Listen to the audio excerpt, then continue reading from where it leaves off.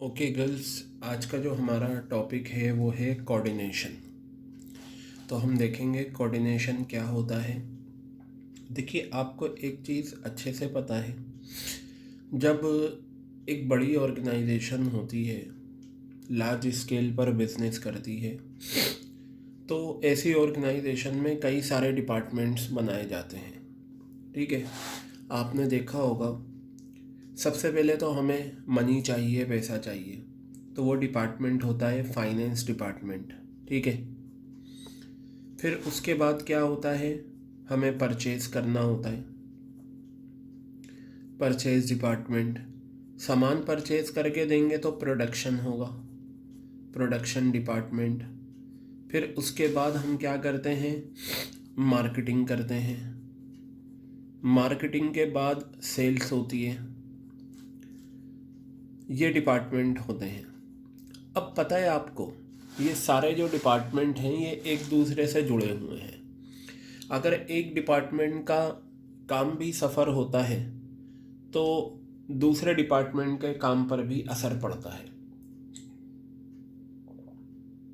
अब आप देखिए, अगर परचेज डिपार्टमेंट टाइम पर रॉ मटेरियल परचेज करके नहीं देगा तो प्रोडक्शन डिपार्टमेंट का जो प्रोडक्शन है वो नहीं हो पाएगा टाइम पर, और टाइम पर प्रोडक्शन नहीं हुआ तो मार्केटिंग भी नहीं हो पाएगी, और फिर टाइम पर हम सेल्स नहीं कर पाएंगे। और अगर परचेज डिपार्टमेंट को टाइम पर फाइनेंस नहीं दिया गया तो क्या होगा, परचेज ही सफ़र होंगी। तो ये सारे डिपार्टमेंट एक दूसरे से जुड़े हुए हैं। इन सारे डिपार्टमेंट को एक डोर से बांध दिया जाता है। ठीक है, इन सारे डिपार्टमेंट को एक डोर से बांध दिया जाता है। उसी डोर को कहते हैं कोऑर्डिनेशन। क्या बोलते हैं, कोऑर्डिनेशन कहते हैं ना, थोड़ा सा कोऑर्डिनेट करो, हेल्प करो। तो बताया, the process of synchronize. Synchronize का मतलब होता है कि एक ही टाइम में किसी चीज़ का होना। तो synchronising the activities of various department, यानी कि जो अलग अलग ये डिपार्टमेंट्स हैं इनकी एक्टिविटीज़ को एक साथ होना by a manager is called coordination. क्या कहलाता है, कोऑर्डिनेशन कहलाता है। दूसरा, कोऑर्डिनेशन वो फोर्स है, ध्यान से देखिएगा, कोऑर्डिनेशन वो फोर्स है जो बांध कर रखती है मैनेजमेंट के अदर फंक्शंस को भी। ठीक है, और याद रखना, कोऑर्डिनेशन परफॉर्म किया जाता है all levels of management. Management की हर लेवल पर कोऑर्डिनेशन परफॉर्म किया जाता है। ठीक है, यहाँ बताया कोऑर्डिनेशन वो कॉमन थ्रेड है, वो धागा है, कॉमन धागा, एक ही धागा है जो होकर गुजरता है परचेज, प्रोडक्शन, सेल, फाइनेंस की एक्टिविटीज से, सबको बांध कर रखता है। ठीक है, it is through the process of coordination, coordination की हेल्प से ही एक मैनेजर इंश्योर्स, इंश्योर का मतलब होता है यकीन दिलाना। ठीक है, सुनिश्चित करना। एक मैनेजर क्या सुनिश्चित करता है, orderly arrangement of individual and group efforts, यानी कि कोऑर्डिनेशन की वजह से ही क्या किया जाता है, जो इंडिविजुअल लेवल या ग्रुप लेवल पर काम करने की जो एक्टिविटीज़ हैं उन्हें अरेंज किया जाता है to ensure unit of action, यानी कि अमल में, काम में एक यूनिटी आए और ताकि हम अपने ऑब्जेक्टिव्स को अचीव कर सकें। ठीक है, ये हो गया। बाकी ये सेंटेंसेस भी आपको याद रखने हैं, क्योंकि जो स्टोरी टाइप क्वेश्चन आता है, ये जितने भी डार्क पोर्शन में है ना, यही स्टोरी टाइप में आता है, तो ये पॉइंट भी काफ़ी इम्पोर्टेंट है। ऊपर वाले तो डेफिनेशन में आ गए थे आपके, कि coordination provide requisite amount, quality, timing and sequence of efforts. अब आप देखिए ना, अगर टाइम पर माल ख़रीद लिया जाएगा सामान, तो टाइम पर प्रोडक्शन होगा और टाइम पर हम सेल्स कर देंगे, और टाइम पर अगर फाइनेंस अरेंज हो जाए तो इसमें ये सारी चीज़ें आ जाती हैं, requisite amount, quality, timing and sequence of efforts which ensures that planned objectives are achieve with minimum of conflict. ठीक है, इसका मतलब ये हो गया कि कोऑर्डिनेशन क्या करता है, time, quality, amount and sequence of efforts, जो एफर्ट्स है उनमें क्या सीक्वेंस आ रही है, जो ये यकीन दिलाते हैं कि planned objectives are achieve with minimum of conflict, जो पहले से हमने ऑब्जेक्टिव बना रखे हैं उन्हें हम अचीव कर सकें। अब यहाँ बताया, जब कभी भी कोई ब्लेम गेम होता है या कन्फ्यूज़न होती है डिपार्टमेंट्स के बीच में या एम्प्लॉइज़ के बीच में, वो कब होती है? देखिए, हो सकता है बिल्कुल सही बात, आपस में डिपार्टमेंट्स में कन्फ्लिक्ट हो सकते हैं। अगर दो डिपार्टमेंट के बीच में कोई भी कन्फ्लिक्ट आ रहा है या कोई भी कन्फ्यूज़न आ रही है, तो इसका मतलब उस जगह पर कोऑर्डिनेशन नहीं है, ये याद रखना। हो सकता है, अब ये देखिए, प्रोडक्शन डिपार्टमेंट और परचेज डिपार्टमेंट में बन नहीं रही, इसकी वजह से प्रोडक्शन जो है वो सफ़र हो रहा है। तो अगर दो डिपार्टमेंट्स के बीच में कोई भी कन्फ्यूज़न है या कोई भी ब्लेम गेम चल रहा है, एक इस पर वो लगा रहे हैं या इस पर ब्लेम लगा रहे हैं, तो वहाँ पर क्या होता है, बेसिकली कोऑर्डिनेशन की कमी होती है। अब ये एग्जांपल जो है आप समझने के लिए, बाकी आपको याद ऊपर वाले पॉइंट ही करना हो, सारे पॉइंट करना, 1 2 3 4 5 6 7, ठीक है। डेफिनेशन आए, डेफिनेशन में तो आप ऊपर का ये सेंटेंस लिख देना पहला वाला, लेकिन ये जो पॉइंट हैं ये आपके आ सकते हैं स्टोरी टाइप क्वेश्चन में। अब यहाँ पर देखिए, चलिए मैं एक एग्जांपल गो थ्रू कर लेता हूँ, वैसे हमें ज़्यादा इसकी ज़रूरत नहीं है, फिर भी हम पढ़ लेते हैं। Purchase department seeks information from sales department to understand what should be purchase. Purchase department information लेता है सेल्स डिपार्टमेंट से ये समझने के लिए कि क्या परचेज करना चाहिए, क्योंकि जो सेल्स डिपार्टमेंट है वो डायरेक्टली कस्टमर को बेच रहा है और कस्टमर क्या चाह रहा है, ठीक है, वो सेल्स डिपार्टमेंट को पता है। तो परचेज डिपार्टमेंट सेल्स डिपार्टमेंट से इन बातों के बारे में पूछेगा। सेल्स डिपार्टमेंट प्रोडक्शन डिपार्टमेंट को इन्फॉर्म करता है ऑर्डर्स के बारे में जो पूरे किए जाने हैं। एग्जीक्यूट का मतलब होता है to put a plan into action, किसी काम को अमल में लाना ताकि प्रोडक्शन को प्लान किया जा सके। हर डिपार्टमेंट, एवरी डिपार्टमेंट इन्फॉर्म करता है फाइनेंस डिपार्टमेंट को अबाउट देयर फाइनेंशियल रिक्वायरमेंट। देखिए, जो फाइनेंशियल डिपार्टमेंट होता है, इस डिपार्टमेंट को ये जितने भी डिपार्टमेंट हैं ये सब इन्फॉर्म करेंगे अपनी फाइनेंशियल रिक्वायरमेंट के बारे में। और फाइनेंशियल डिपार्टमेंट जो है वो ये यकीन दिलाएगा कि बिज़नेस के पास सफिशेंट फंड है ताकि कोई भी फाइनेंशियल क्राइसिस ना हो। ये जो इंफॉर्मेशन शेयर हो रही है डिपार्टमेंट्स के बीच में स्मूथ फंक्शनिंग के लिए, ये क्या है, कोऑर्डिनेशन है। क्या है ये, कोऑर्डिनेशन है। क्लियर हो गई बात ये आपके? तो ये था कोऑर्डिनेशन का मीनिंग। अब हम आगे आते हैं characteristics of coordination.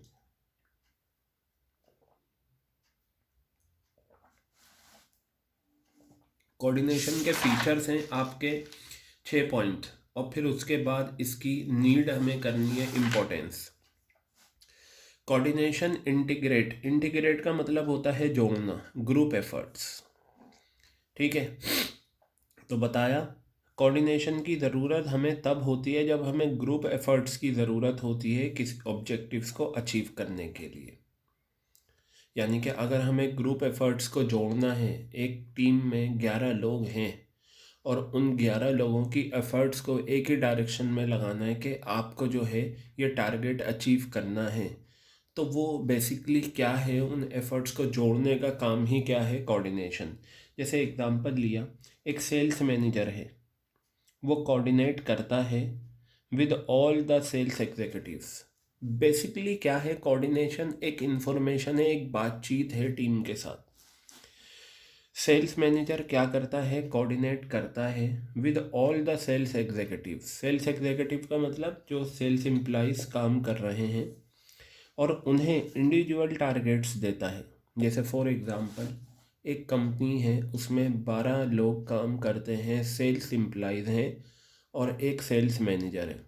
Sales manager ने अपने 12 एम्प्लॉइज़ को कहा कि भाई देखो, मैं तुम्हें टारगेट दे रहा हूँ, एक दिन का, संडे का दिन है, मान लो सीपी में शोरूम है लिवाइस का, और वहाँ पर 12 सेल्स एग्जीक्यूटिव काम करते हैं। तो सेल्स मैनेजर ने टारगेट दिया हर एक एम्प्लाई को कि तुम्हें आज हर एक एम्प्लाई को 50,000 रुपये की सेल करनी है, ये टारगेट है। तो देखिए, sales manager coordinate with all the sales executive, सारे सेल्स एग्जीक्यूटिव के साथ बातचीत करता है and give them individual targets. Individual targets क्या है, 50,000 रुपये, ताकि ये यकीन दिलाए कि total target of sales department is met.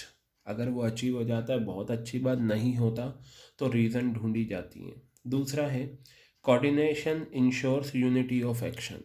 सबका वो जो 12 एम्प्लॉयज़ हैं उनके एक्शन में यूनिटी आएगी। क्या कि सबको सेल करनी है, सबका एक ही टारगेट है कि हमें क्या करना है, हमें सेल करनी है, तो उसे कहते हैं यूनिटी ऑफ एक्शन। एक्शन का मतलब अमल हो गया, यूनिटी का मतलब अपनाइयत कि हाँ भाई सब लगे पड़े हैं एक दूसरे के साथ कि टारगेट अचीव हो जाए हमारा। तो यहाँ पर बताया, ये देखेंगे आप, coordination acts as the binding force between departments and ensure that all action is aimed at achieving goals of the organization. ठीक है, अब यहाँ पर एक एग्जांपल लिया मैंने, शोरूम का एग्जांपल लिया था, आप ये एग्जांपल कोट कर सकते हो। Purchase and sales department have to coordinate their efforts. Coordinate का मतलब बेसिकली बातचीत करते हैं। परचेज और sales department have to coordinate their efforts so that supply of goods takes place according to purchase order. बिल्कुल सही बात है, जो परचेज ऑर्डर आया है उसके हिसाब से हम सप्लाई कर सकें। ठीक है, तो ये कोऑर्डिनेशन रहता है परचेज एंड सेल्स डिपार्टमेंट में। मतलब एक डोर है वो बंद ही रहे, वो कोऑर्डिनेशन होता है। Coordination is a continuous process. Coordination क्या होता है, एक कॉन्टिन्यूस प्रोसेस है। कोऑर्डिनेशन स्टार्ट होता है प्लानिंग के फंक्शन से और कंट्रोलिंग तक रहता है। तो बेटा एक नंबर का ये क्वेश्चन बन जाता है कि क्या कोऑर्डिनेशन पाया जाता है मैनेजमेंट के फंक्शंस में? आप कहेंगे बिल्कुल पाया जाता है, और मैनेजमेंट के हर फंक्शन में कोऑर्डिनेशन पाया जाता है। क्लियर हो गई बात ये? It is an on going process, ये एक ऑन गोइंग प्रोसेस है। आप चाहें तो अगर लिखने को आए फीचर्स तो आप इसके एग्जाम्पल ना लिखें, आप सिर्फ ऊपर की इंफॉर्मेशन लिख दें, चलेगा वो। ये तो एग्जाम्पल आपको हर पॉइंट के साथ समझाने के लिए दे रखा है। क्लियर है? तो देखिए बताया कॉन्टिन्यूस प्रोसेस कैसे है। सेल्स डिपार्टमेंट को इन्फॉर्म करना पड़ता है प्रोडक्शन डिपार्टमेंट को न्यू ऑर्डर्स के बारे में। अगर कोई भी कैंसिलेशन होता है ऑर्डर में या ऑर्डर में चेंजेस होते हैं required in the existing order so that production department can plan their production accordingly. मतलब ये एक टीम वर्क होता है। जैसे अगर आपको फेयरवेल ऑर्गेनाइज करनी है तो फेयरवेल ऑर्गेनाइज करने के लिए भी आपको कोऑर्डिनेशन की ज़रूरत पड़ेगी, क्योंकि वहाँ पर हर किसी की हेल्प की ज़रूरत हमें चाहिए। क्या चाहिए हमें? वहाँ पर हर किसी की हेल्प की ज़रूरत पड़ेगी। क्लियर हो गई है? अब यहाँ पर देखिए सिमिलरली प्रोडक्शन डिपार्टमेंट क्या करता है, इन्फॉर्म करना पड़ता है प्रोडक्शन कैपेसिटी के बारे में, ताकि अगर कोई डिले होता है और any delay in production to sales department, यानी कि प्रोडक्शन डिपार्टमेंट सेल्स डिपार्टमेंट को ये बताकर चलता है जी देखो प्रोडक्शन कैपेसिटी हमारी इतनी है, हम डेली 100 किलो का प्रोडक्शन कर सकते हैं, आप इससे ज़्यादा का ऑर्डर ना लेना। और हाँ प्रोडक्शन में डिले भी होता है, तो वो जो डिले हो रहा है, देरी हो रही है प्रोडक्शन में, वो सेल्स डिपार्टमेंट को बता दी जाती है ताकि वो ऑर्डर एक्सेप्ट करें और डिलीवर करें अकॉर्डिंगली। ठीक है, उसके हिसाब से चलना चाहिए। क्लियर हो गई बात ये? ठीक है। अब जैसे आप अगर वहाँ जाते हैं डोमिनोज पिज़्ज़ा और एक पिज़्ज़ा के बनने में 15 मिनट लगते ही हैं, तो आपको वेट करना पड़ेगा। ये कोई कि आप गए और 2 मिनट में आपको पिज़्ज़ा दे दिया। आप जाएंगे, आपका ऑर्डर प्लेस होगा, वो अपना एक स्टैंडर्ड टाइम होता है, इतनी हीट पर उन्हें क्या करना है, पिज़्ज़ा बनाना है और इतने टाइम में निकाल लेना है। तो ये स्टैंडर्ड टाइम होता है जिसका अकॉर्डिंगली वो चलते हैं। अब ये बताया coordination is all pervasive. Pervasive का मतलब यूनिवर्सल, हर जगह पाया जाने वाला। कोऑर्डिनेशन जो है वो मैनेजमेंट की हर लेवल पर, यानी कि top level, middle level, lower level पर पाया जाता है और सारे डिपार्टमेंट्स में पाया जाता है। ठीक है, जैसे बताया coordination among purchase, production, sales department is essential, ज़रूरी होता है। परचेज प्रोडक्शन सेल्स डिपार्टमेंट में कोऑर्डिनेशन ज़रूरी होता है। कोऑर्डिनेशन का मतलब बातचीत, काम को करने में unity, for achieving organizational goals. The activities can be perform smoothly in the production department. एक प्रोडक्शन डिपार्टमेंट में काम आसानी से तभी होगा जब purchase department required raw material provide करेगा। अगर परचेज डिपार्टमेंट ने रिक्वायर्ड रॉ मटेरियल प्रोवाइड नहीं करा तो प्रोडक्शन डिपार्टमेंट सफ़र होगा। इसी तरीके से सेल्स एक्टिविटीज़ जो हैं वो तभी परफॉर्म की जा सकती हैं जब सफिशिएंट टाइमली प्रोडक्शन होगा, टाइम पर प्रोडक्शन होगा। तो ये बेटा ये हमारा थर्ड पॉइंट था, ऑनगोइंग प्रोसेस। ये हमारा था परवेसिव फंक्शन। और यहाँ पर ये बताया कि is the responsibility of all managers, यानी कि सारे मैनेजर्स की जिम्मेदारी है कोऑर्डिनेशन। टॉप लेवल मैनेजर्स भी, मिडिल लेवल मैनेजर्स भी और लोअर लेवल मैनेजर्स भी। तो अब आपको इस पॉइंट में तीनों का बताना पड़ेगा कि टॉप लेवल पे कोऑर्डिनेशन क्या काम करता है, मिडिल लेवल पर क्या काम करता है और लोअर लेवल पर क्या काम करता है। तो बताया टॉप लेवल मैनेजर्स को ज़रूरत होती है कोऑर्डिनेट करने की अपने सबऑर्डिनेट्स के साथ, ताकि ये इंश्योर दिलाएं, यकीन दिलाएं कि ओवरऑल पॉलिसीज़ यानी कि जो प्लान हैं ऑर्गेनाइजेशन के वो सही तरीके से बनाए गए हैं। मिडिल लेवल मैनेजमेंट कोऑर्डिनेट करता है टॉप लेवल और फर्स्ट लाइन मैनेजर्स के साथ, यानी कि इससे नीचे जो होते हैं middle level. Operational level management coordinates activities of its workers to ensure that work proceeds according to plan. तो टॉप लेवल क्या करता है, टॉप लेवल के नीचे यानी कि डायरेक्टर, प्रेसिडेंट, चेयरमैन, इनके नीचे जो लोग होते हैं उनसे ये बातचीत करते हैं और ये यकीन दिलाते हैं कि जो पॉलिसीज़ हैं ऑर्गेनाइजेशन की वो प्रॉपरली वर्क करें। मिडिल लेवल मैनेजमेंट क्या करता है, कोऑर्डिनेट करता है टॉप लेवल के साथ और जो मिडिल लेवल के नीचे होते हैं। ऑपरेशनल यानी कि लोअर लेवल मैनेजमेंट के जो लोग होते हैं जैसे सुपरवाइज़र, फोरमैन, सुपरिंटेंडेंट, ये सारे लोग क्या करते हैं, वर्कर्स की एक्टिविटीज़ को कोऑर्डिनेट करते हैं। 6 पॉइंट है, coordination is a deliberate function. Coordination is never establish by itself. Coordination कभी भी इस्टेब्लिश नहीं होता बल्कि एक डेलिब्रेट फंक्शन होता है, इस्टेब्लिश करना पड़ता है। ठीक है, कॉपरेट, बस आप इतना ही रख लें, चाहे तो नीचे वाला पॉइंट हटा दें, ये लीजिए, आप उतना ही रख लें। तो ये 6 पॉइंट थे आपके कोऑर्डिनेशन के। अब मैं बात करता हूँ need and importance of coordination. Coordination की हमें ज़रूरत क्यों पड़ती है,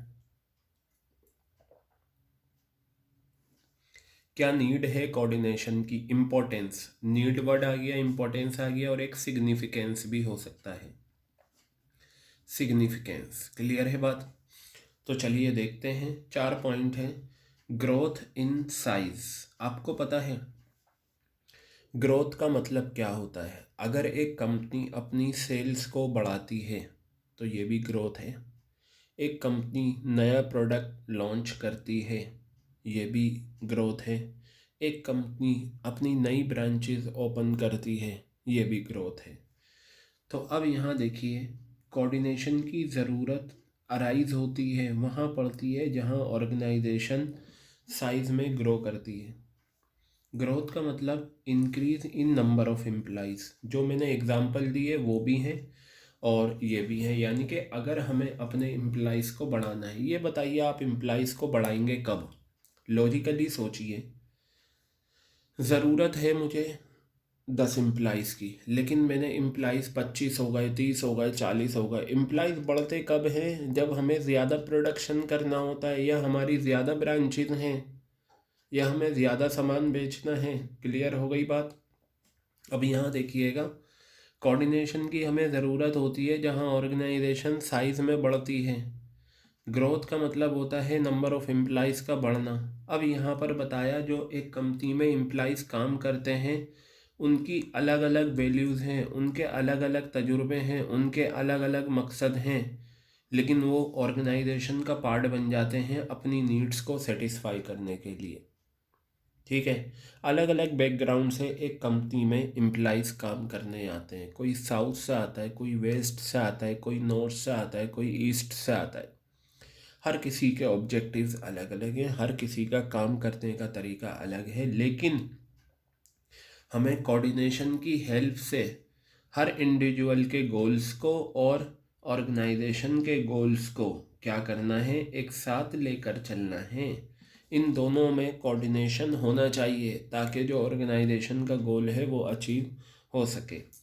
अब आ जाता है फंक्शनल डिफरेंशिएशन। एक ऑर्गेनाइजेशन में आपने देखा होगा कई सारे सेपरेट डिपार्टमेंट्स हो सकते हैं, जैसे purchase, production, finance, marketing, human resource. मेरी बात सुनिएगा, ये डिपार्टमेंट होते हैं जहां ऑर्गेनाइजेशन लार्ज स्केल पर कारोबार करती है। छोटे स्केल पर जो बिजनेस करते हैं उनमें कोई डिपार्टमेंट नहीं होता। आप देखते हैं बल्ली मारन में कई सारी दुकानें हैं शूज़ की, उनमें कोई डिपार्टमेंट नहीं है, एक ही दुकान है, उसी में ही सारे कामकाज हो रहे हैं। चेनाराम है मिठाई वाला, जैसे हम चाइना राम बोलते हैं, वैसे वो चेनाराम है। चेनाराम की अगर आप दुकान पे जाएंगे, एक ही दुकान है, कोई ब्रांच नहीं है, उसमें कोई डिपार्टमेंट्स नहीं है। हाँ, हल्दीराम में डिपार्टमेंट ज़रूर होंगे क्योंकि उसका इंटरनेशनल लेवल पर बिजनेस है। तो बात यह है कि जो लार्ज स्केल पर बिजनेस होता है वहाँ पर जो डिपार्टमेंट्स होते हैं वो अलग अलग डिपार्टमेंट्स होते हैं। बिल्कुल सही बात है। देयर में अराइज कन्फ्लिक्ट बिटवीन देम। एक कन्फ्लिक्ट अराइज हो सकता है, झगड़ा अराइज हो सकता है, नाराज़गी अराइज हो सकती है, और ये नेचुरल है। इसलिए कोऑर्डिनेशन की ज़रूरत पड़ती है। Link the activities of various departments and to avoid conflicts among them. और उनके बीच में जो कन्फ्लिक्ट होता है उसे दूर किया जाए कोऑर्डिनेशन की मदद से। अब आ जाइए स्पेशलाइजेशन। मॉडर्न ऑर्गेनाइजेशन में हाई डिग्री ऑफ स्पेशलाइजेशन है, इसलिए कई सारे स्पेशलिस्ट अपॉइंट किए जाते हैं। कोऑर्डिनेशन की ज़रूरत पड़ती है कन्फ्लिक्ट को दूर करने के लिए specialist and other member of the organization. देखिए, जो स्पेशलिस्ट होते हैं वो अपने हिसाब से चलते हैं, जो स्पेशलिस्ट होते हैं वो अपने हिसाब से चलते हैं, और हाई डिग्री ऑफ स्पेशलाइजेशन की ज़रूरत होती है। अब यहाँ पर आ जाइए, interdependence. All the departments of an organization have interdependent relationship, यानी कि एक दूसरे पर डिपेंडेंट हैं। ये रिलेशनशिप का मतलब होता है हर डिपार्टमेंट अफेक्ट करता है दूसरे डिपार्टमेंट की वर्किंग को, and in turn is affected by the working of other departments. ये सही बात है। अगर टाइम पर हम परचेज ना करें रॉ मटेरियल तो प्रोडक्शन सफ़र हो जाएगा। तो वही बात बताई कि ईच डिपार्टमेंट अफेक्ट, यानी कि परचेज डिपार्टमेंट अफेक्ट करेगा प्रोडक्शन डिपार्टमेंट को, और प्रोडक्शन डिपार्टमेंट की वर्किंग अफेक्ट करेगी सेल्स डिपार्टमेंट को। ठीक है। Because of this nature of effect high degree of coordination is required among departments. Departments के बीच में कोऑर्डिनेशन की बहुत ज़्यादा ज़रूरत होती है। ठीक है। तो बेटा ये थे आपके कोऑर्डिनेशन के इम्पोर्टेंस, कोऑर्डिनेशन का नीड और कोऑर्डिनेशन का कॉन्सेप्ट और फीचर्स। क्लियर है? बाकी ये जो है ये अभी रहने दें आप, इसकी ज़रूरत नहीं है। ये कोऑर्डिनेशन, प्लानिंग, ये सारी चीज़ें बता रखी है। मतलब ये है, ये top level, middle level, lower level तो हमने इस पॉइंट में कर लिया था। ये रहा 5वां पॉइंट जो था। बाकी ये कोऑर्डिनेशन इस सेंस ऑफ मैनेजमेंट में ये पूछा है कि मैनेजमेंट के 5 फंक्शन में कोऑर्डिनेशन कैसे पाया जाता है। लीव इट, आप इसे रहने दें। बाकी इसके बाद ये टॉपिक और ये फंक्शंस ऑफ मैनेजमेंट के बारे में बता रखा है, ये तो हमने वैसे ही डेफिनेशन कर ली है। Planning, organizing, staffing, directing, controlling, ये हम ऑलरेडी कर चुके हैं। ठीक है। तो अब हमारा इसमें एक ही टॉपिक बचता है, वो है इम्पोर्टेंस। तो जल्दी से उसे भी देख लेते हैं ताकि ये टॉपिक हमारा पूरा हो जाए। तो ये देखिए, ये रहा आपका इम्पोर्टेंस ऑफ मैनेजमेंट। इसके 6 पॉइंट है। मैनेजमेंट की क्या इम्पोर्टेंस है? ठीक है, ये बात तो बिल्कुल सही है। जो ग्रुप गोल्स होते हैं उनको अचीव करने में मैनेजमेंट हमारी मदद करता है। तो पहला जो हमारा इम्पोर्टेंस है वो क्या है? Management helps in achieving group goals. Focus क्या है? Group goals. मैनेजमेंट हेल्प करता है ग्रुप गोल्स को अचीव करने में। कैसे? ध्यान से देखिए, और आपको बस यही लिखना है जो डार्क पोर्शन में है। Example, leave it. By giving a common direction to the individual efforts, यानी कि जो एम्प्लॉइज काम कर रहे हैं उनके काम को एक डायरेक्शन देखना देना, देखो देखो भाई आपको इस तरीके से चलना है ताकि ऑर्गेनाइजेशन का जो गोल है, ओवरऑल गोल, वो अचीव हो जाए। मतलब ग्रुप गोल्स को अचीव करने में कैसे हेल्प करता है मैनेजमेंट? मैनेजमेंट क्या करता है, कॉमन डायरेक्शन देता है कि इसी रास्ते पर चलो। किसे देता है? Individual effort. इंडिविजुअल एफर्ट्स का मतलब जो एम्प्लॉइज काम कर रहे हैं उनके काम को एक डायरेक्शन देता है ताकि ऑर्गेनाइजेशन का गोल अचीव हो सके। आप ये एग्जांपल छोड़ देना, ज़रूरत नहीं है, सिर्फ इतना लिखना और कुछ नहीं, और यही लिखना। अब आ जाओ, मैनेजमेंट क्या करता है? एफिशिएंसी को बढ़ाता है। ये वही बात आ गई जो हमने पहले एफिशिएंसी के बारे में सीखा था। एफिशिएंसी कैसे बढ़ती है? याद करो, एफिशिएंसी की डेफिनेशन क्या थी? काम को पूरा करना कम से कम कॉस्ट के साथ।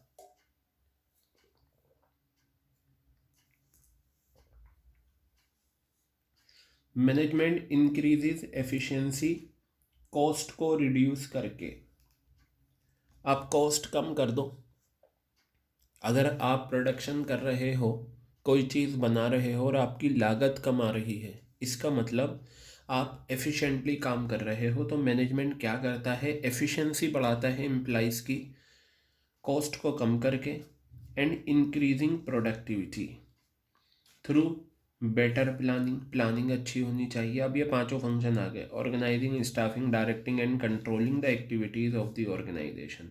बेटा आपको यही चीज़ लिखनी है, ठीक है? और याद करने का तरीका बहुत आसान है। कॉस्ट को रिड्यूस करके प्रोडक्टिविटी को बढ़ाकर। कैसे? Planning, organizing, staffing, directing, controlling. अब तीसरा पॉइंट आ जाता है, management creates a dynamic organization. Dynamic organization का मतलब, डायनामिक का मतलब विच कीप्स ऑन चेंजिंग, जो चीज़ चेंज होती रहे, ठीक है? तो मैनेजमेंट एक डायनामिक ऑर्गेनाइजेशन क्रिएट करता है। किस तरह से? By helping people adapt changes. जो चेंजेस ऑर्गेनाइजेशन में आ रहे हैं उन्हें अडेप्ट करें ताकि organisation is able to maintain its competitive edge. यानी कि ऑर्गेनाइजेशन और जो दूसरी कंपनीज हैं, जो कंपटीटर्स हैं, उनके साथ कंपटीशन करने के लिए तैयार हो जाए। और देखिए, ज़रूरत आज की इसी की है कि चेंजेस आने के साथ साथ अपने अंदर भी चेंजेस लाने चाहिए। यही वजह थी जो नोकिया कंपनी बिल्कुल बंद हो गई और आज उसका मार्केट में कुछ भी नाम नहीं है। वरना एक टाइम था कि हर किसी को नोकिया का मोबाइल फ़ोन चाहिए था, ठीक है? नोकिया बहुत चलता था, 2 मंजिल से गिर जाए, दीवार से दे मारो, फिर भी वो ख़राब नहीं होता था। लेकिन क्या हुआ, नोकिया ने with the passage of time जो चेंजेस थे, जो टेक्नोलॉजी बढ़ रही थी, उसे अडॉप्ट नहीं करा, जिसकी वजह से नोकिया हैड टू सफ़र और आज नोकिया का नाम बिल्कुल वैनिश हो गया है मार्केट से। यही वजह है, एक कंपनी हुआ करती थी HMT, घड़ी की कंपनी हुआ करती थी, वो भी बिल्कुल बंद हो गई।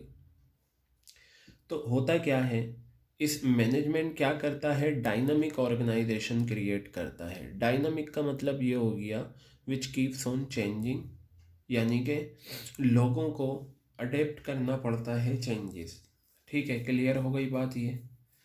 अब ये एक एग्जाम्पल दे रखा है, समझ लेते हैं। आप चाहें तो नहीं लिखना, आप सिर्फ इतना लिखना, ये जो डार्क में है, ये डार्क पोर्शन है ना, आपको बस इतना ही लिखना है एग्ज़ाम में। फिर भी पढ़ लेते हैं। अल्ट्रा फास्ट एक कंपनी है प्राइवेट लिमिटेड। अल्ट्रा फास्ट क्या है? एक प्राइवेट लिमिटेड कंपनी है। इंट्रोड्यूस करें मोबाइल चार्जर्स। मोबाइल चार्जर्स होते हैं। जल्दी ही उन्होंने ये रियलाइज़ करा कि मार्केट में कंपटीशन बहुत है। जो प्रोडक्शन हेड था मिस्टर कुमार, उसने कुछ चेंजेस करे अपने डिज़ाइन में और ऑफ़र करे and offered them in the form of stuffed toys to attract young girls and boys. The sales team focused on selling the product to young generation and in no time the product became popular. Few changes help business to earn huge profit. बिल्कुल सही बात है। Changes अगर ले आओगे तो हो सकता है आप ज़्यादा प्रॉफिट कमा लो, और ये आज की देन है। वक्त के साथ साथ आपको बदलाव लाने पड़ते हैं। क्लियर है बात, ये बिजनेस में भी आने चाहिए।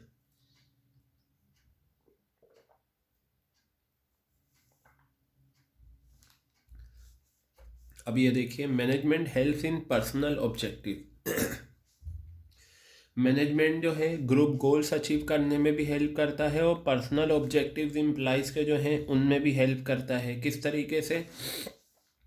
मैनेजर जो है मोटिवेट करता है अपनी टीम को इस तरीके से कि हर इंडिविजुअल मेंबर अपने पर्सनल ऑब्जेक्टिव्स अचीव कर ले। जैसे उसे अच्छी सैलरी चाहिए, कंपेटिटिव सैलरी का मतलब होता है कि मार्केट में दूसरी कंपनीज में जो सैलरी मिल रही है उसी से मिलती जुलती सैलरी हमें मिले, वो कहलाती है कंपेटिटिव सैलरी।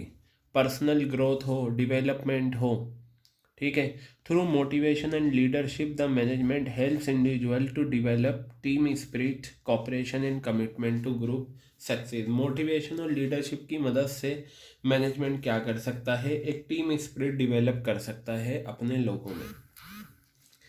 मैनेजमेंट क्या करता है? देखिए, याद करने का तरीका ये है, मैनेजमेंट हेल्प करता है ग्रुप गोल्स को अचीव करने में, पर्सनल ऑब्जेक्टिव्स को अचीव करने में। क्लियर हो गई बात? तो ये 2 पॉइंट एक साथ ले लेना ताकि आपको याद रहे। ग्रुप गोल्स को अचीव करने में हेल्प करता है, पर्सनल ऑब्जेक्टिव्स को हेल्प करने में अचीव करता है। क्लियर हो गई बात? और सोसाइटी की हेल्प करने में, helps in development of societies. अब सीधी सी एक बात यह है, अगर एक बिजनेस अपनी जिम्मेदारियों को समझे, सोशल रेस्पॉन्सिबिलिटीज़ को समझे, ठीक है, management helps in development of society bye fulfilling their social responsibility. अब मैनेजमेंट की सोशल रेस्पॉन्सिबिलिटी क्या है? सोसाइटी के लोगों को अफोर्डेबल प्राइस पर बेटर क्वालिटी प्रोडक्ट्स प्रोवाइड करना, उन्हें अच्छी नौकरी देना, ठीक है, एम्प्लॉयमेंट अपॉर्चुनिटीज़ उन्हें प्रोवाइड करना, और इन्वायरमेंट को पॉल्यूटेड होने से बचाना। ये सारी सोशल रिस्पॉन्सिबिलिटीज़ कहलाती हैं किसकी? बिजनेस की। बताया। दीज रेस्पॉन्सिबिलिटीज़ यानी कि सोशल रिस्पॉन्सिबिलिटीज़ क्या हैं? Providing good quality products at reasonable price, create employment opportunities create करना, और इन्वायरमेंट को बचाना पॉल्यूटेड होने से। ये आप एग्जाम्पल हटा दो, ठीक है। अब आ जाओ, management brings harmony in work. In an organization employees come from different backgrounds. Employees जो हैं अलग अलग बैकग्राउंड से आते हैं, उनका अलग अलग रवैया होता है, अलग अलग काम करने का स्टाइल होता है, ठीक है। तो by giving direction manager brings uniformity and harmony in the action of employees, ठीक है। तो बेटा ये थे आपके इम्पोर्टेंस ऑफ मैनेजमेंट जो हमने करे, ठीक है। तो इम्पोर्टेंस ऑफ मैनेजमेंट हमने कर लिया, कोऑर्डिनेशन हमने कर लिया, ये टॉपिक हमारा पूरा कंप्लीट हो गया है। मैनेजमेंट का पहला यूनिट, सारे टॉपिक हमने इसके कवर अप कर लिए हैं, ठीक है। आप इसे वेल प्रिपेयर्ड कर लेना, बस ये आखिर का ये जो है नीडेड एट ऑल लेवल्स और ये एसेंस ऑफ मैनेजमेंट ये नहीं करना। तो ये था आपका पहला यूनिट मैनेजमेंट का।